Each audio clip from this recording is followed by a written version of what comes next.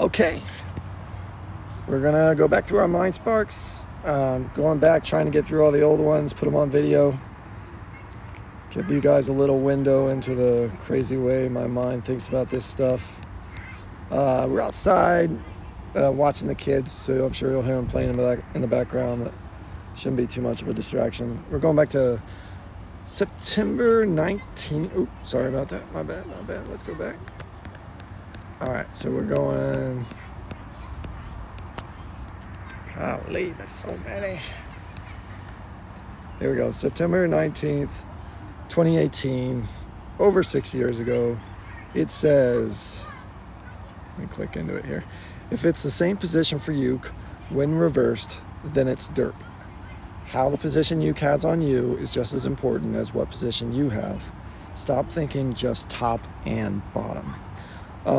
So I remember this specifically, and I went back and actually just found the original video that showed me this concept. It's Peterson Grappling, Coach Brian, which is an awesome online resource, by the way. I'm just gonna show you all the excerpt from his video. He's talking about how, or this concept just really opened my eyes to how the grips and the connections you have are more important than the actual positions. In general, when you're talking about ground game, we have been taught in kind of Brazilian Jiu-Jitsu to pass the legs and to move into like side control and mount, and you're passing away from the hips, and then you're giving your opponent back their hips when you do that. But anyway, let's watch the video, the concept specifically, and then we'll get to talking about it. I think the way this is set up, I can't hear the volume, but I'm gonna let you watch the video, and then we'll go through it. So hold on, I'm gonna get back out of here. There we go, and we can enjoy this for a second. How's it going, guys? TP Grappling, Timmy Song here. I'm Brian Peterson. We're going to try to help you out again with this ghost technique, this escape from side control. It's also a great way to avoid like guard passes and things like that, but I want to discuss a specific situation. I'm going to add on to what I was teaching before, and I want to discuss something because I'm already starting to get a lot of comments. Most people love it. Other people make certain comments about the technique, and they're skeptical about certain things. So I want to discuss this, okay? This guy, he has an underhook, and you see what he has. Look, he has an underhook. This is taught to most everyone that he's in good position, I'm in bad position, okay? So when he has the underhook, everybody thinks, no, I have to have my hand inside, or I have to have my hand here. I have to be on my side. It's true that that's generally a good thing, but what you have to understand is side control is you got to look at it differently. Too many people look at side control like it's his position. He's in control. He's in side control. But if you look at the guard, I just want to talk about this. Like the guard, everyone says like grappling wise, like I'm in control. I have control of his body, right? If we flip over, I'm still in control. Now it got even better. I went from the guard to the mount because the position is the same. A lot of times they'll say the guard and the mount are very similar. In other words, I can do an arm bar from the mount, I can do an arm bar from the guard. It's still the same position. It's just we're flip-flopped and gravity's a little bit different. But wait a minute. If we're in side control and I have the underhook and we're here, I'm in control, but same position and we flip over, how come I'm not in control? So the side control is like when you flip it over, it's not like the guard and the mount, okay? It literally changes who's in control in everyone's mind. So what you need to do a lot of times is you have to realize that's not true. Like a lot of the techniques I can do in top side control, I can still do them in bottom side control. So it's really perspective. It's how you look at it. Again, if he's dominating me with a shoulder, he's certainly in control. If I'm dominating him with my shoulder, I don't feel like I'm out of position, to be honest. Like, certainly he's on top. In a tournament, certainly he's winning. But it's not that bad. If you look at side control like you're being dominated, then you're mentally not thinking of it the right way. This needs to be looked at like your position. Even, I don't care if I'm on the bottom. It's all perspective. So having said that, he has the underhook, he cups my shoulder, and then he pulls the elbow to the chest. Now he's ready, he sets up and he's spinning arm locks. Okay, you guys see that? And that move makes people go, oh man, if you give up the underhook and you try to do your move, you do this and the guy just arm bars me. You know? He just arm bars my arm every time that happens. And it's not a big deal. Like you guys, of course that can happen if you don't know how to do this. Look, when I'm here, I don't allow that. Look at this, I'm here. If he tries to pull the elbow to the chest, he can't. Look at my body, look at my bridge. This is something that I show. All right, so you can see there, he's just demonstrating it perfectly, and that particular move demonstrates it perfectly, the ghost escape. It's not really about top and bottom when it comes to control. It's really about, if you still got your hips in the game, you still got the power of your hips in the game, what it's really about is the dominant grip. So what creates a dominant grip? That's something you could really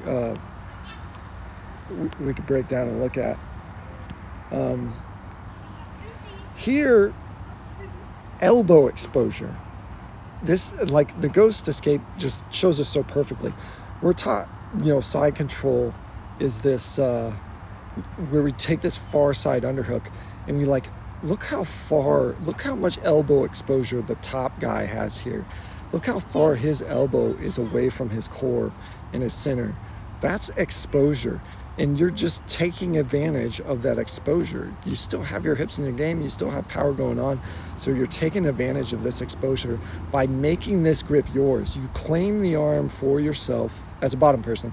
You claim that arm for yourself, make it your grip, make it your overhook and not their underhook. And then you use the power in your hips and the mobility of your hips to take advantage of that exposure. And like I said, the ghost is like perfect for that, and that it takes advantage of that. So you have two things that came to my mind to this. First, it just opened the thought process of thinking about, if he's taking a connection on me, can I make that connection mine? Can I make it my offense instead of his offense? Like that alone is just so powerful. But then just the concept here too that kind of opened my eyes is like, and I've heard more recently a lot more real prominent grapplers talking about this, how something like side control isn't really a great position from the top. And it's because you're relinquishing the control of the hips, right? You're passing and you're moving on from the hips to full upper body connections.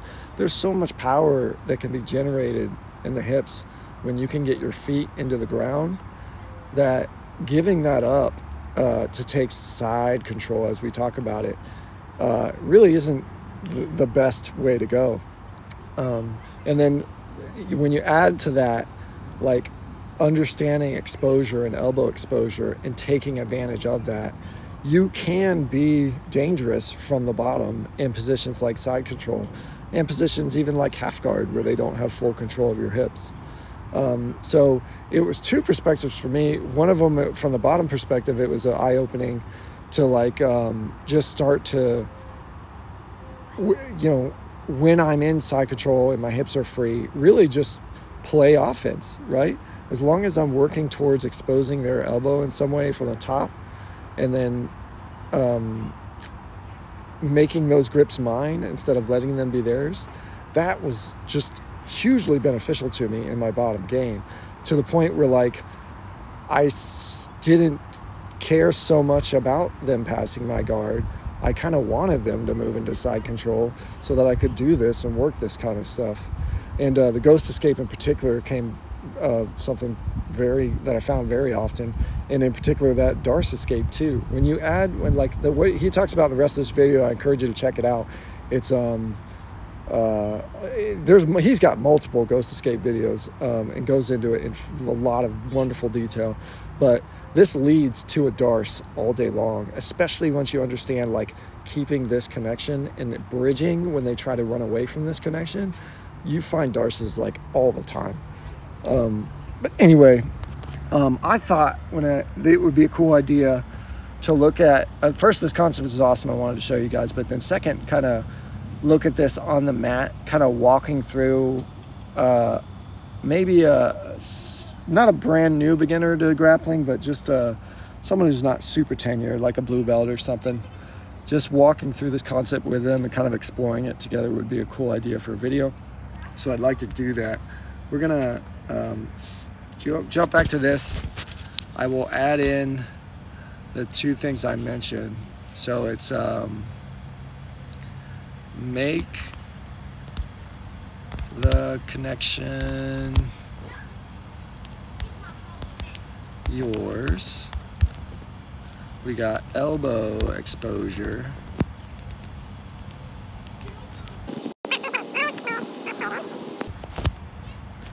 And then using the power of your free hips.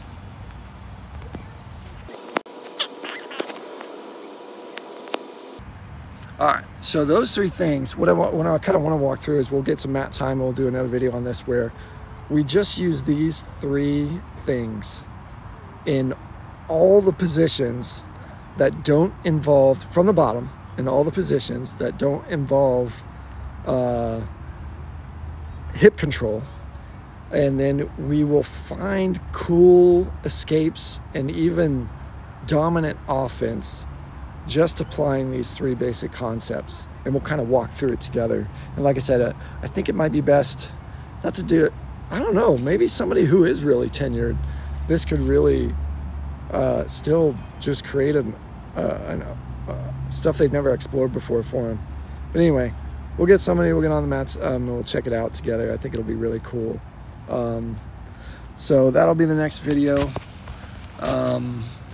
Anyway, I hope you got value from this. I certainly did. Just that concept really opened up my bottom game for me from positions other than guard. And even in guard, the concept in guard too is like, you know, you need to make their connections to you yours, right? Especially if your hips are in the game. That's just going to make you more dominant in your guard play, is that when they grab you, when they touch you, when they put their hands on you, make that connection yours. Don't make it theirs, make it yours. Use it against them. Anyway, I'm starting to rant. That's going to be it for this video. Again, we'll have a second part to this one, and it'll open it up to the mat. We'll look at this stuff, and I think it'll work out pretty awesome. Anyway, Slender Man out.